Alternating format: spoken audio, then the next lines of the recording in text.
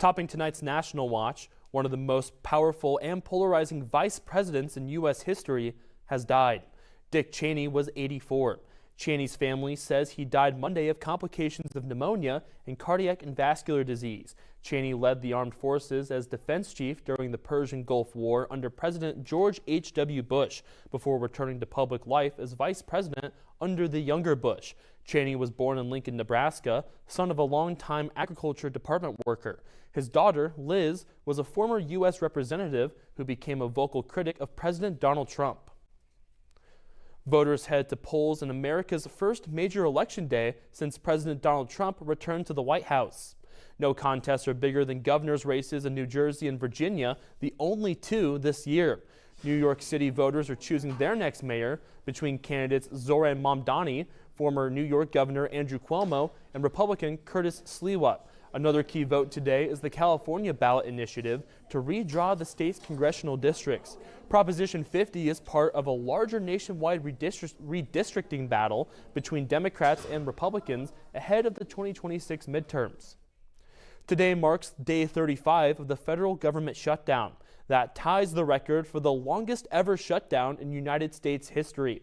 The Senate is about to fail its 14th vote on the GOP's stopgap plan to reopen the government, and neither side expects substantial progress on this election day. The impasse for both parties? Health care funding. Democrats are considering whether to accept a standalone vote to extend Affordable Care Act subsidies that are expiring. But there's no guarantee it would pass the Senate, so talks continue.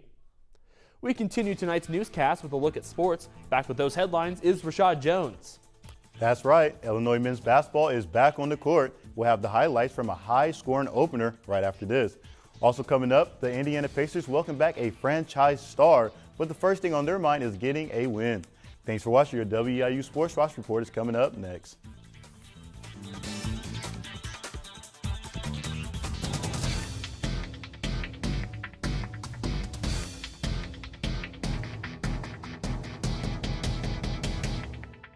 I'm Larry Smith, second-generation EIU Panther and a proud alum of the WEIU program. For nearly 4 decades, I've had the privilege of reporting on some of the biggest stories of my generation, from getting to know so many East Central Illinoisans to a quarter century on the anchor desks at CNN Sports and Turner Sports, covering major events worldwide, championship celebrations, and even presidential inaugurations. It's been a career that has far exceeded even my wildest dreams. One that would not have been possible without WEIU, which finds itself in peril. Recent legislation in Washington took away the program's federal funding. So on their behalf, I'm asking you to consider making a donation. WEIU is one of the best training grounds in the nation for students who have a passion for journalism, broadcasting, radio, TV production, and they're worth your gift. You can find more info at WEIU.net. Thank you in advance for your gift.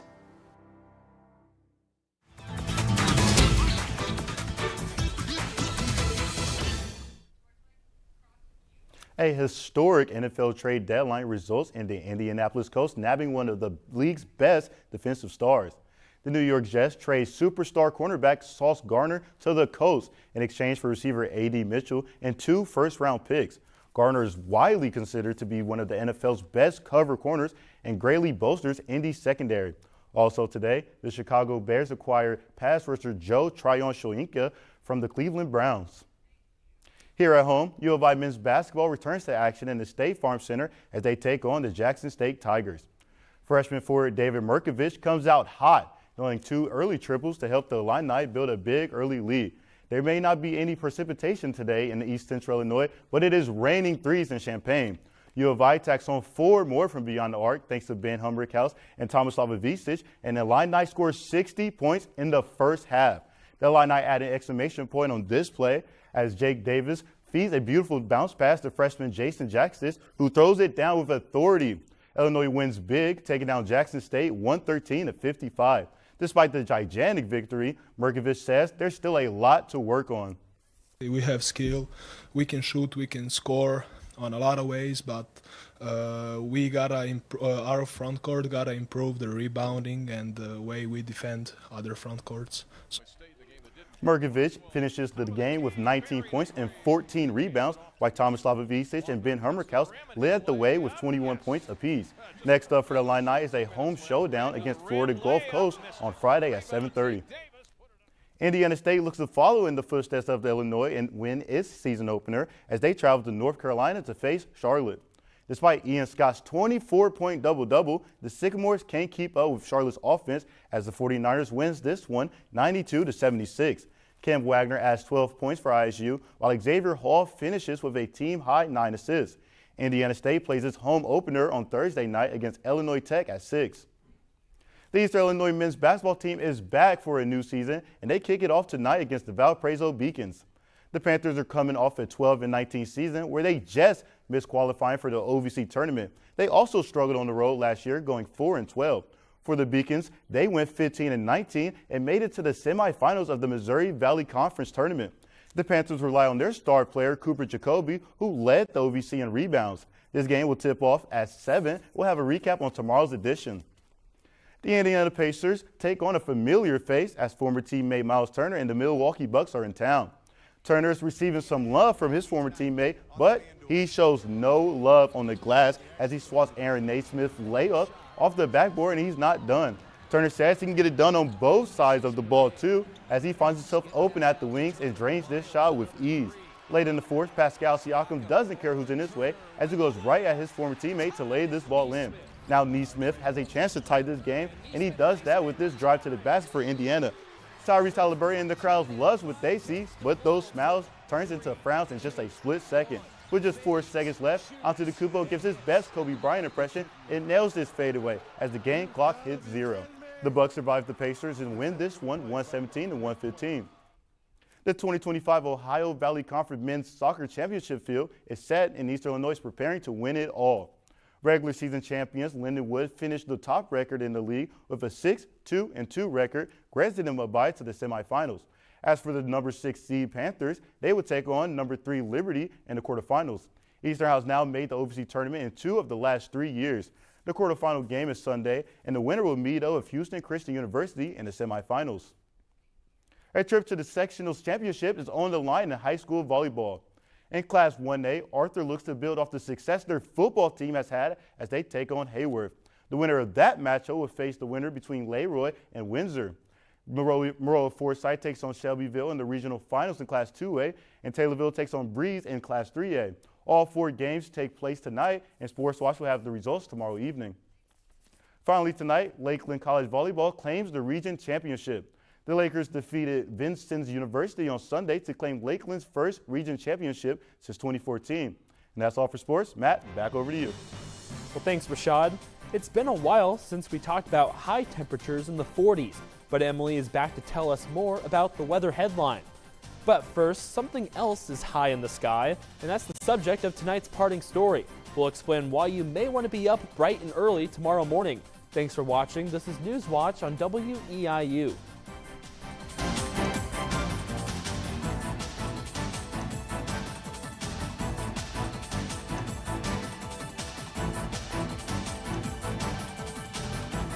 Tired of the same old playlist? Let Hitmix 88.9 WEIU be your source for your favorite throwbacks and today's biggest hits. No skips needed. From deep dives on local topics, a lively morning show, and EIU Panther sports, we've got your back 24/7. And we're not just hitting play, we're building futures. Because behind every mic is a student making moves. It's your music, your station, Hitmix 88.9 WEIU. Now tonight's parting story is out of this world, literally. The full moon is as close as it can be to Earth this week, marking the closest supermoon of 2025.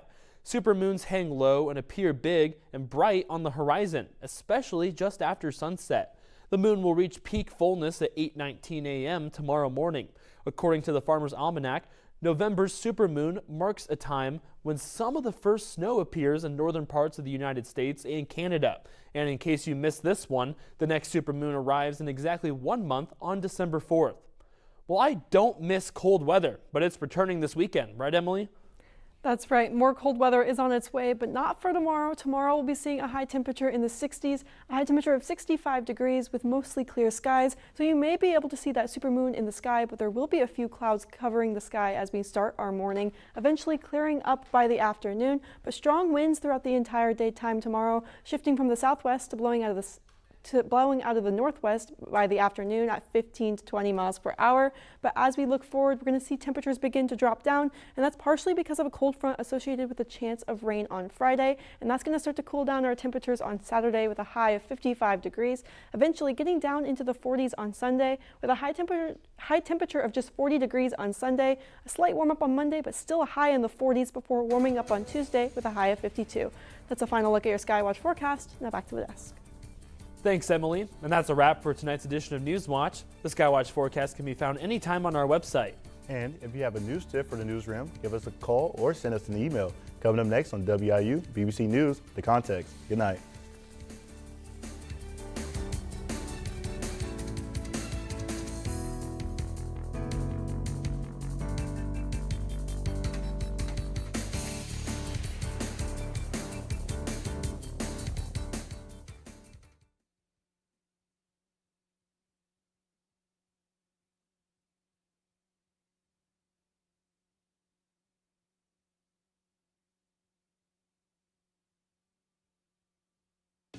Alamo Steakhouse and Saloon. Whatever the occasion, it's an environment for an evening of dining, conversation, and cocktails. Whatever your needs, our staff is ready. Alamo Steakhouse and Saloon, located at the Cross County Mall, Mattoon.